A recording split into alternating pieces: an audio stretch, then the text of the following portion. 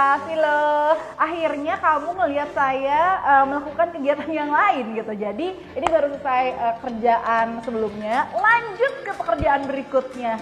Nah, sahabat Indonesia punya nama, saya tuh lagi excited banget karena mau ngajakin kamu untuk pergi ke rumah barunya salah satu legenda bulu tangkis Indonesia, di mana pada tahun 2013 beliau ini berhasil memenangkan All England bersama dengan pasangannya yaitu Tontowi Ahmad. Pada waktu itu berhasil mengalahkan pasangan ganda dari China.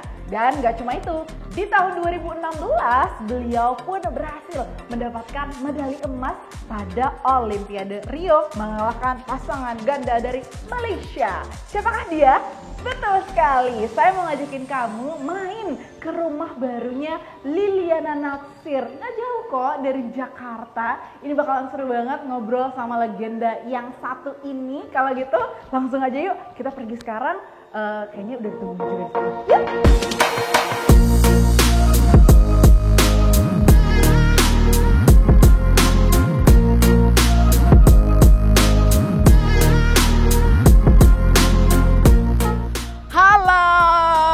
Cibutet, apa kabar?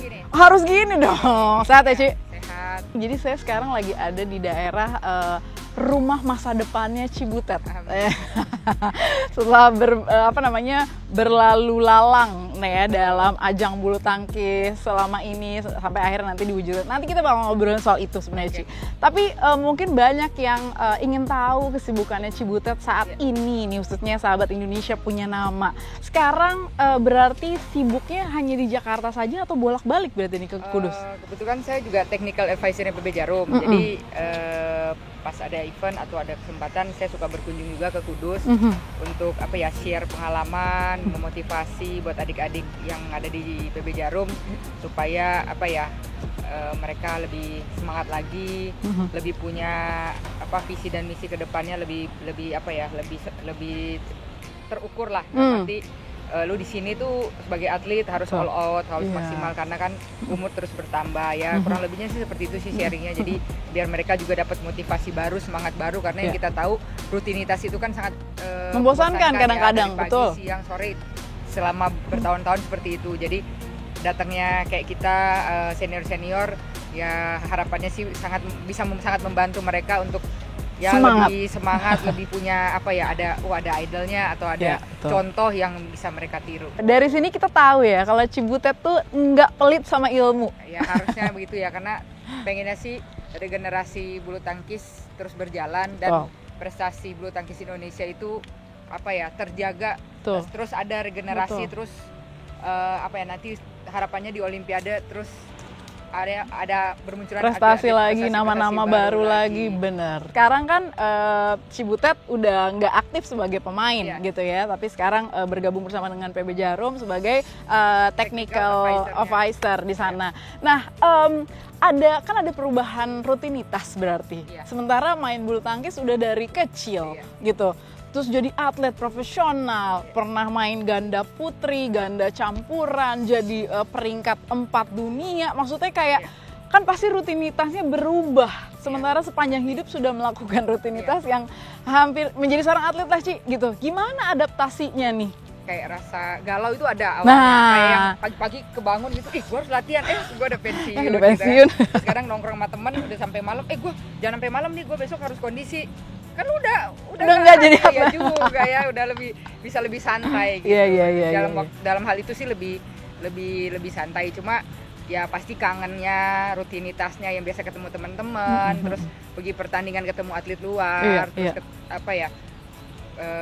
bertanding pasti ada kangen. Cuma saya pikir ya di umur saya yang saya pensiun udah cukup lah, di umur 33 kalau saya mau maksa juga takutnya nanti satu ada resiko cedera, kedua ya saya harus akui motivasi pasti menurun ya. Karena goals yang saya kepengenkan itu ya Mas Olimpiade itu udah dapat. Jadi saya pikir ya saya harus berhenti di saat saya masih di atas, jangan saya udah di bawah. Jadi ya setidaknya namanya masih harum lah. Oke, ini kayaknya daerah perumahannya juga seru banget, bisa dilihat kalau misalnya sahabat Indonesia punya nama gitu ya. Sekeliling saya hijau dan ada danau di sebelah sana gitu. Sebuah kawasan yang kalau dulu 90-an atau awal 2000-an tahu lagunya Pesta Rap tahun Neo nggak, Ci? Aduh, apa namanya? Iya, yang tinggal di kawasan elite gitu, ya nggak? Lu borju? Jangan belagu. Nah Laga itu, lu tuh. so tau. Lihat dulu. Apa lagu? Muka lu jauh. Kamera lu jauh. Iya, kawasannya tuh elite gitu, real estate gitu. Enak banget Cibutet. Pinter banget sih nyari lahan di sini nih. Aduh, ya kan memang pengennya dari dulu kalau nggak view-nya golf, pengennya sih view-nya danau karena mungkin selama ini udah sumpek gitu ya, pengennya Betul. pas bangun tidur atau pas santai itu ngelihatnya hijau-hijau, terus anginnya juga maksudnya enak. Benar, gitu. benar. Ya ngilangin stres juga lah. Betul. Gitu. Tapi Ci, ngomong-ngomong tentang bisnis sekarang berarti bergelut di bidang properti, benar? Properti sama Salah saya satunya. ada Nine Family Reflexology. Jadi tempat iya. refleksi dan massage di dekat sini nih. Wah, ini kayaknya Di emang Gading karena Serpong. harapan pribadi ya kalau lagi karena jadi memang atlet. suka mijit, suka mijit dan akhirnya pikir kenapa harus mijit tempat lain, ya buka sendirilah gitu kan. Oh, Karena saya gitu. juga bisa tahu rasanya gimana kalau dipijit, Betul, ya relaksasi. pijit yang enak Betul. gitu kan. Terus kadang udah capek abis main olahraga pengennya dipijit. Benar. Stres benar. abis kena macet pengennya dipijit. Itu dia. Gitu kan. Jadi teman-teman jangan lupa kalau di Gading Serpong mampir di Nine Family Reflexology. Kalau misalnya ngebangun sebuah rumah gitu ya, ini kan apa ya, home istilahnya kan sanctuary ya Ci ya, Iya. tempat kita pulang, tempat Betul. kita menjadi diri sendiri, Betul. menjadi semua emosi itu ada di situ, tempat Iya. tumbuh, berkembang dan sebagainya. Aku tuh pun percaya banget yang namanya rumah pribadi, our sanctuary itu harus sesuai dengan karakter kita. Iya. Nah, membangun rumah seperti ini apakah memang udah jadi harapan atau bayangannya Cibutet zaman dulu? Atau emang seiring berjalan pas udah pensiun udahlah sambil aja gitu? Memang dari sebelumnya waktu udah dapat income, udah juara-juara ya, berpikirnya gini, satu goals yang saya kepengen tuh di hidup saya adalah saya pengen beli kafling dan bangun rumah sendiri sesuai dengan kemauan saya sendiri gitu. Jadi akhirnya memang saya udah rencanakan sebelum waktu saya pensiun, tapi karena kesibukan dan saya pikir kalau saya nggak all out, nggak Betul. ada, saya takutnya nggak sesuai harapan. Yes, Jadi yes. saya pikirnya udah berhenti aja deh baru saya mulai, takutnya pecah-pecah Benar, kan konsentrasinya. Akhirnya saya memulai setelah saya pensiun. Oh, gitu. akhirnya lah. Ci, aku penasaran mau lihat Oke, rumahnya Cibutet. Kita boleh. jalannya ke sini aja. Jangan kita injak ini rumput-rumput ya. Mari Ci, silakan.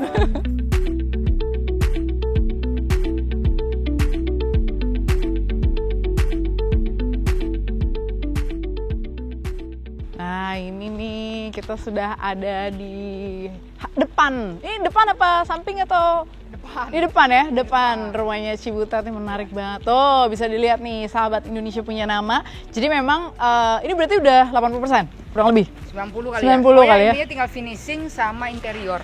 Ini sampai sekarang itu dia tuh. Itu dia apanya? Bukan Itu namanya. dia. Duitnya. Kayak bikin rumah kadang-kadang tuh dia. Ci, tapi kan ini udah yang di apa ya, yang udah diangan-angankan. Salah satu bentuk apa ya, perwujudan dari hasil menjadi seorang atlet gitu. Sebelum kita bahas dari rumah ini, konsep dan sebagainya, balik lagi ke bisnis tadi tuh. Siapa yang akhirnya apa ya, yang pertama kali kita bisnis properti aja nih, Cibutet gitu, sampai refleksi dulu gitu. Kan kebetulan Om kan ini ya, maksudnya di salah satu direksi di salah satu developer gede ya, dan saya termotivasi, saya ngelihat wah kayaknya menarik juga nih gitu, jadi developer walaupun nggak sebesar beliau ya, kecil-kecilan lah dengan modal yang ada, terus beli tanahnya, terus konsepnya seperti apa, akhirnya terwujud tuh bikin gitu dengan tim bikin di daerah Bekasi kota gitu, karena kebetulan kan tanahnya juga masih belum terlalu mahal dan kita segmennya kan menengah ke bawah ya. Jadi mulai dari yang bawah dulu gitu, dan ya puji Tuhan sih cukup bagus antusiasnya, dan kita udah proyek keempat gitu. Setelah menjalani bisnis properti gitu sekarang gitu, terus sebelumnya atlet dan pastinya mengikuti perkembangan seorang atlet dan juga sekarang kayak gimana di dunia gitu. Apa yang menurut Cibutet yang mungkin ilmu yang dulu jadi atlet bisa diterapin nih? Mental ya. Karena kan mental yang mana Cibutet? Ya, mental kan kita biasanya dihadapkan dengan keadaan yang mungkin sulit atau harus menerima kekalahan di kejuaraan penting, terus tantangannya juga berat, bebannya juga berat. Nah, waktu berbisnis itu kan pasti punya tantangan dalam arti menghadapi konsumen. Itu kan berbagai macam sifat dan apa ya, kebutuhan kemauannya masing-masing ya. Iya. Awal-awal sih kadang suka kaget ya, waduh kok begini gitu kan, karena nggak biasa berhadapan dengan konsumen ya. Setelah dihadapin ya ternyata banyak pelajaran yang saya ambil. Jadi mental saya juga waktu jadi atlet terpakai waktu di bisnis. Kadang-kadang digoncang seperti apa, jalan aja tegar pokoknya, karena kan udah biasa tuh harus menerima kekalahan, belum ada ya itu saya bilang tadi, beban, terus harapan yang besar dari masyarakat Indonesia. Kalau kita sampai kalah seperti apa, kecewa juga ada.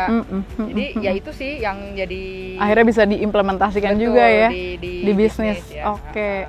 Katanya orang bilang kalau jadi pebisnis itu harus suka sama bisnisnya. Betul. Ya, saya bilang sih bener ya. Karena seneng, jadi waktu mau survei tanahnya itu juga ya enjoy aja.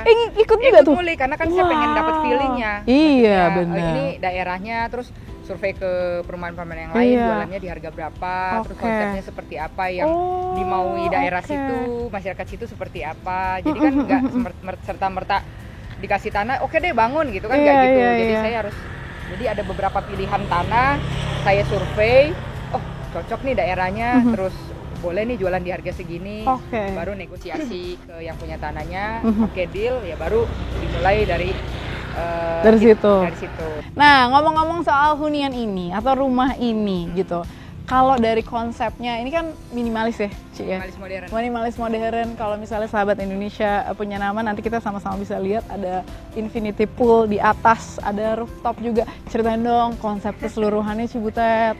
Konsepnya minimalis modern ya, karena long term ya mungkin ya. Terus kedua, saya orangnya simple juga, nggak mau terlalu ribet. Jadi akhirnya saya pilih konsep desain minimalis modern gitu. Nah, di dalamnya itu kepengennya pasti ada kamar orang tua di lantai bawah, karena memikirkan nanti kan kalau udah makin berumur naik-naik tangga, walaupun ada lift mungkin ya nggak nyaman ya. Jadi saya tetap disesuaikan kamar orang tua di bawah. Ya pasti ada living room, dapur bersih, dapur kotor, ada taman sedikit di belakang untuk udara. Terus ada mezanin galeri ini, yang ini di belakang sini itu khusus untuk barang-barang atau medali-medali bersejarah. Wow, semacam memorabilia gitu. Betul, mungkin dari piala, medali, terus mungkin ada jersey Olimpiade, mungkin nanti rencananya raketnya. Jadi setidaknya ada kenang-kenangan waktu zaman masih jadi atlet. Terus naik ke atas ada, dan itu ada kamar juga buat tamu. Naik ke atas, nah itu namanya yang punya rumah pasti egois ya, pengennya dapat spot yang bagus. Buka kamar langsung kolam renang, ada pool deck, kolam renang, dan view-nya ke danau. Ke danau, wow. Jadi tadi yang kita bilang ya, healing di rumah sendiri. Healingnya di rumah sendiri. Kita mau masuk ke dalam boleh, Ci? Boleh. Ayolah kita masuk.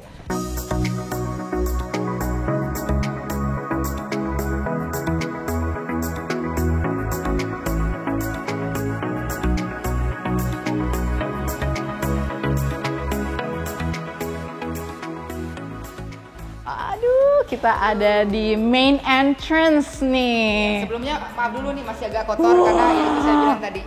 Masih itu dia. Wow. Ini lega banget.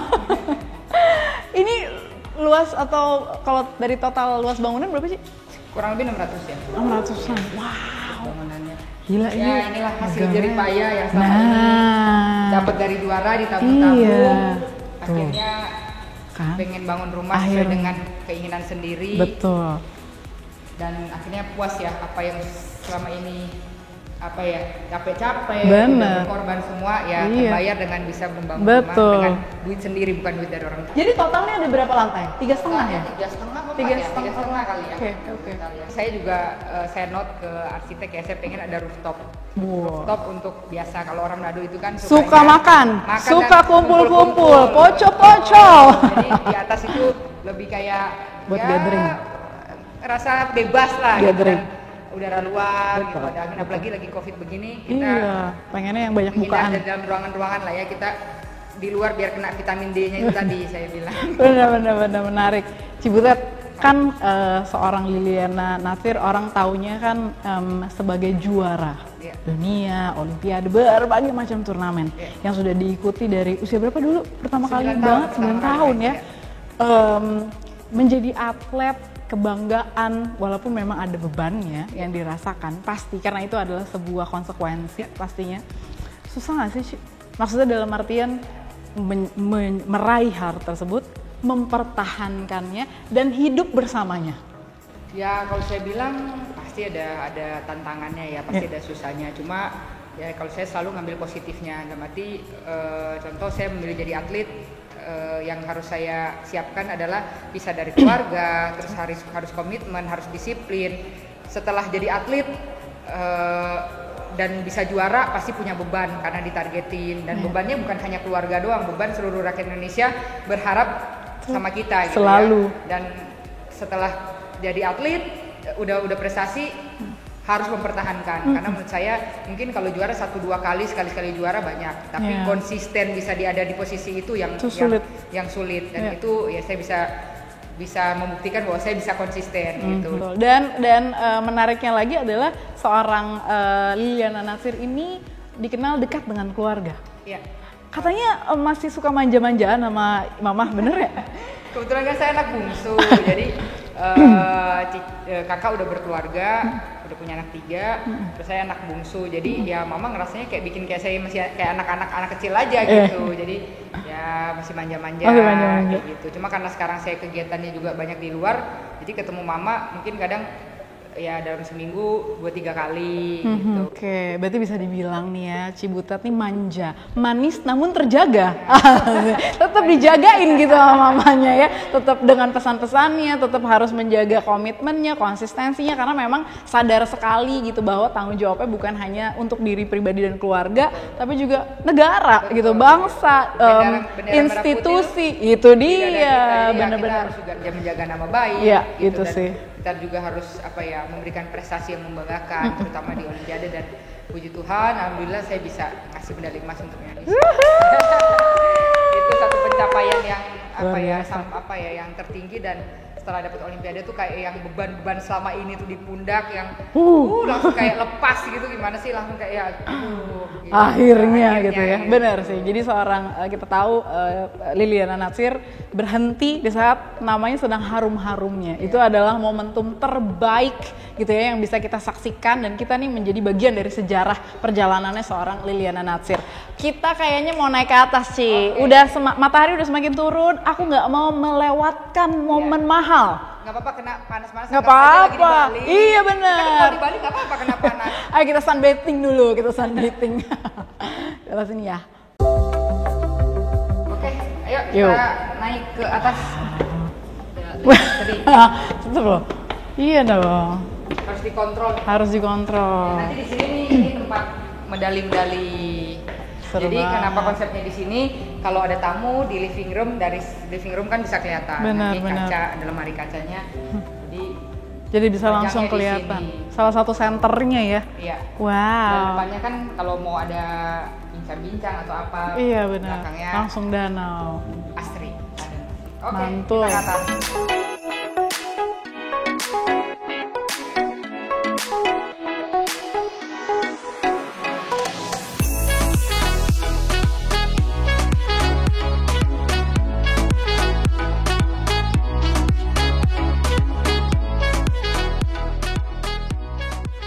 Wow, ini dia nih. Spot favorit saya mungkin nanti ya. Spot favoritnya Cibutet ini akan menjadi master bedroom. Betul. Jadi langsung nih view-nya, infinity pool, lurus ke danau. Mantap. Ci, mau nanya dong, kalau lagi dulu di saat masih aktif jadi atlet, ya kita tahu lah prestasinya seorang Liliana Natsir. Tapi mungkin banyak yang nggak tahu bahwa Cibutet juga pernah ngalamin momen terendah gitu loh. Bisa diceritain nggak? Olimpiade 2012 di London, saya satu-satunya semifinal.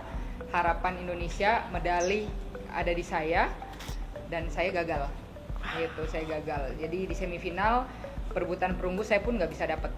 Jadi di situ saya itu umur 27 ya, saya merasa bahwa waduh, di Olimpiade nih saya kayaknya hanya bisa sampai medali perak aja. Di 2008 kan saya ada bersama Nova, partner yang sebelumnya, dapat medali perak deh di Olimpiade pas 2012, padahal saya kans yang cukup besar bisa juara, tapi saya gagal. Medali perunggu pun saya nggak dapat. Itu saya merasa ya mungkin udah rencana Tuhan, saya hanya puas dengan medali perak gitu. Jadi wah gimana nih, saya pengen medali emas tapi nggak bisa gitu, gimana ya. Ya udahlah, saya harus bersyukur apapun yang dikasih berarti udah rezeki saya gitu. Tapi ya saya nggak menyerah di situ, mungkin sedih berbulan-bulan, keinget, nggak bisa tidur, terus kecewa pasti. Tapi ya seperti yang saya bilang, life must go on ya. Maksudnya harusnya kita mungkin kalah hari ini, tapi ke depan kan belum tentu juga kita bisa kalah gitu. Belum tentu kita akan kalah lagi selama kita berusaha. Kalau kita nggak berusaha ya udah stop di situ. Kalau waktu itu saya memutuskan untuk ya sudahlah, saya udah pensiun, udah cukup. Berarti saya nggak bisa menikmati dan merasakan dapat medali emas Olimpiade. Akhirnya step by step 2013 saya jalanin, 2014, 2015 dan 2016 di Olimpiade Rio. Dan akhirnya berhasil. Rio dan 2016. Ya di situ masih ada keraguan karena saya pikir di umur 27 aja saya nggak bisa dapat medali. Apalagi saya di umur 31, udah makin tua kan, namanya atlet pasti makin ada performa yang gitu ya. Mungkin kecepatan menurun, kekuatan menurun, tapi ya saya pikir selama ada usaha, ada kesempatan, kita berusaha, nggak ada yang mustahil ya. Karena itu yang saya lakukan, kita berusaha, lawan-lawan kita jauh lebih muda di bawah kita. Dan di Olimpiade Rio itu 2016 kita membuktikan bahwa kita berhasil. Dan itu yang jadi momen yang sampai sekarang kayaknya sampai kapanpun nggak bakalan orang lupa. Kita juga tahu Cibutet bersama dengan PB Jarum gitu dalam perjalanannya menjadi seorang atlet. Ceritain dong momen-momen ketika dulu bersama dengan PB Jarum atau masih aktif di sana. Saya waktu dulu kan pindah ke Jakarta, masuk di klub lain ya. Setelah 2013 saya pindah ke PB Jarum. Jadi mungkin rentang waktunya nggak terlalu jauh karena waktu 2013 saya pindah itu saya udah ada di timnas, di Platnas PBSI. Jadi saya udah nggak ngerasain latihan di klub gitu. Tapi sering jalannya waktu, PB Jarum terus mendukung saya dari 2013 sampai di gongnya itu di 2016 di Olimpiade gitu. Jadi ya pastinya saya pengen berterima kasih lah kepada PB Jarum yang terus mendukung bulu tangkis Indonesia, bukan hanya yang udah prestasi aja tapi regenerasi atau dari masih di klub, masih atlet itu pasti Jarum selalu mendukung dan mensupport ya. Karena yang kita contoh sekarang di Kudus sama di Jakarta ya, Jarum terus berkomitmen untuk membina calon-calon penerus atlet-atlet juara dunia untuk membawa bergabung bersama Indonesia. Gitu ya, bener. Kita penasaran sama rooftop yang tadi Cibutet bilang buat yang rencananya keluarga rame-rame gitu ya, teman-teman mau barbecue, mau ngobrol-ngobrol santai, benar-benar, atau mau masak-masak ala-ala chef gitu, atau menarik nih. Kita naik ke atas. Oke lah kalau begitu, mari.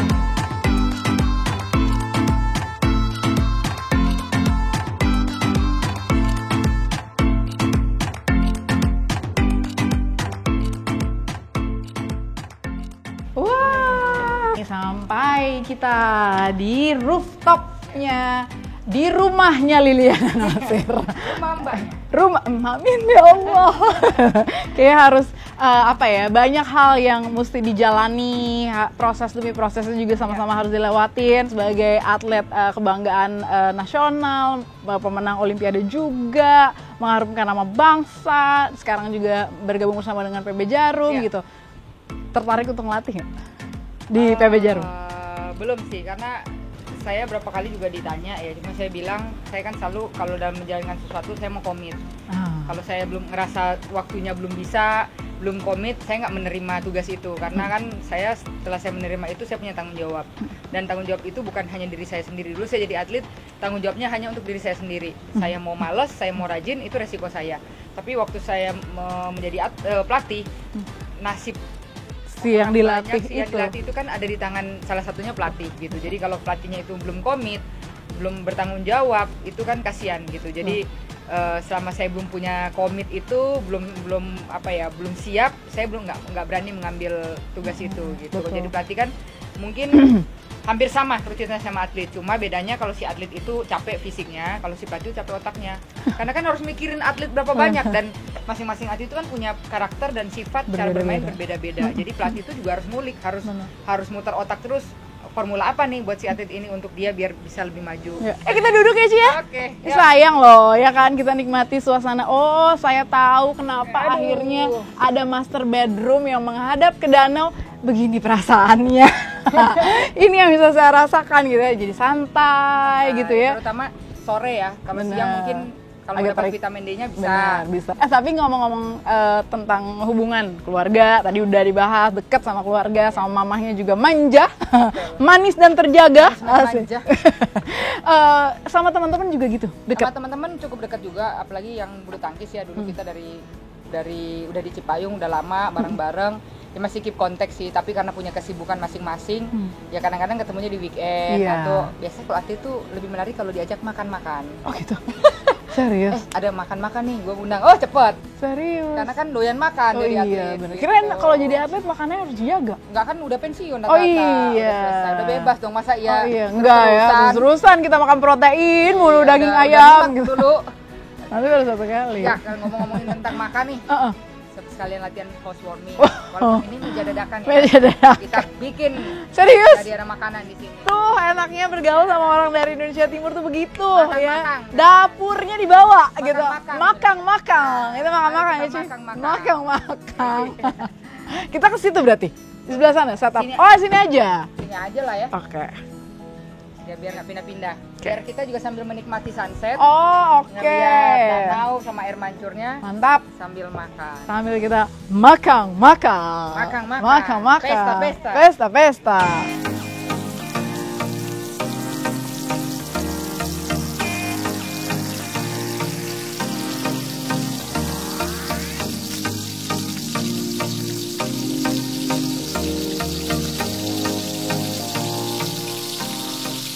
Cibutet, belum lama ini ada pemberitaan tentang dua pasang atlet ganda campuran ya. Yang juga menjadi 10 besar terbaik ya, gitu, peringkat dunia juga, yang dicoret dari pelatnas. Ada komentar? Kalau dari saya sih ya sepengalaman kita ya, namanya atlet itu pasti kan lazimnya tuh biasa itu pasti promosi degradasi tiap tahun ada. Jadi kalau saya sering share juga ke teman-teman, ke adik-adik, makanya kalian selama dikasih kesempatan pergunakan sebaik-baiknya. Dan mati gini, kalau kita berprestasi nggak usah khawatir di akhir tahun itu selalu gua kena nggak ya, kena degradasi nggak ya, gua kena degradasi nggak ya gitu. Karena prestasinya bagus nggak usah khawatir, dan itu yang saya alamin. Nggak pernah khawatir. Orang saya satu mungkin nggak pernah, maksudnya di luar keseharian menjadi seorang atlet. Iya, keseharian saya komitmen gitu kan, terus prestasinya juga konsisten. Nggak perlu takut gitu di akhir tahun. Kenapa kalian takut? Karena kalian merasa kalian nggak punya prestasi. Jadi kalian selalu was-was setiap akhir tahun. Jadi ya itu biasa sih itu yang terjadi ya. Cuma ya memang agak sedikit kaget karena atlet Jarum ini masih peringkat top 5 ya. Iya, top bahkan 5 ya. kan. Tapi ya kita nggak tahu, ada alasan tersendiri dari PBSI sehingga ya mereka tercoret ya. Itu menjadi satu motivasi dan cambukan buat mereka atlet Jarum ini. Mereka menjadi salah satu atlet yang beruntung ya, punya klub yang bisa mensupport setelah mereka udah selesai. Dari maksudnya mereka terdegradasi dari Cipayung, mereka masih ditampung oleh PB Jarum dan masih dibiayain. Jadi harus bersyukur, dan tapi buktikan bahwa PB Jarum ini juga nggak salah biayain mereka untuk step next kejuaraan. Dan banyak ya di tahun ini mungkin ada beberapa kejuaraan. Mudah-mudahan terlaksana walaupun Omikron ini juga lagi naik lagi ya. Jadi harapannya atlet Jarum ini bisa membuktikan bahwa mereka masih yang menjadi yang terbaik. Dan yang satu lagi saya bilang konsisten.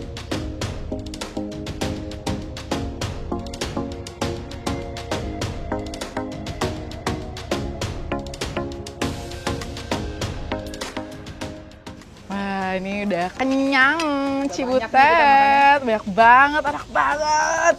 Iya, Cibutet, terakhir nih sebelum aku pamitan gitu ya, harapannya deh untuk bulu tangkis khususnya Indonesia.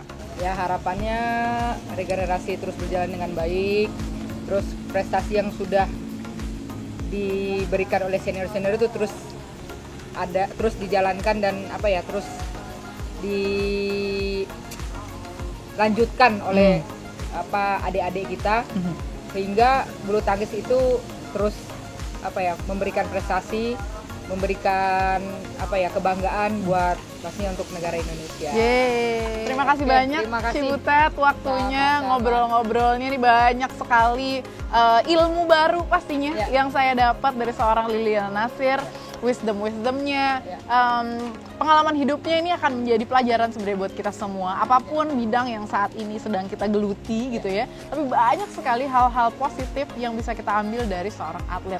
Inspirasi bukan hanya karena seseorang atau atlet ini berprestasi, tapi seperti apa menjaga gitu ya, apa yang sudah dia usahakan dari kecil sampai akhirnya gantung raket di waktu yang sangat indah, di saat namanya masih harum-harumnya. Terima kasih sekali lagi. Terima kasih sama-sama. Butet udah mengharumkan nama Indonesia di cabang olahraga bulu tangkis pastinya. Maju terus bulu tangkis Indonesia. Maju terus bulu tangkis. Semangat terus, dan yang pastinya sahabat Indonesia punya nama harus terus menyaksikan program ini karena kita akan terus menggali, terus juga lebih dekat lagi bersama dengan atlet-atlet kebanggaan Indonesia, khususnya dari cabang olahraga bulu tangkis. Tentunya hanya di Indonesia punya nama. Sampai jumpa.